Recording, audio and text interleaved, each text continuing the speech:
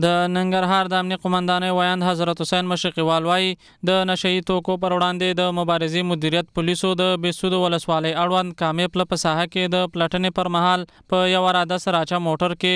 32 بنډله د سانیاسوس فلتې چې 6400 متره لین کېږي د سولر د فولډر په کارتنونو کې ځای پر ځای شوي وو چې د جلال آباد ښار څخه د دراینور ولسوالۍ ته انتقالېدل ترلاسه کړي چې په تورې یو تن هم نیول شوی دی. پر وړاندې د مبارزې مدیریت بیدارو پولیسو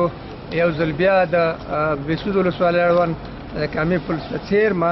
یوه د سراچه موټر کې 32 بنډله سانیاسوس پلتې چې 6400 متره کېږي او په ډېر مهارت سره د ولډرو د سولرداله ولډرو په کارټونونو کې ځای په ځای کړي او غوښتلې چې د جلال آباد ښار څخه درینور ولسوالۍ ته ولېږدوي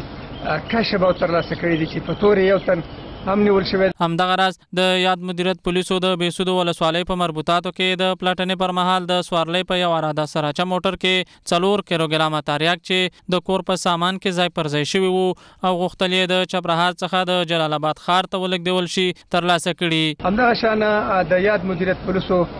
د ګمرک ساحې ته څیرمه سیمه کې د پلټنې پر مهال په یوه د سوارلۍ موټر کې 4 کیلوګرامه تریاک چې غوښتلې په یوه کډه کې د کډې په کالو کې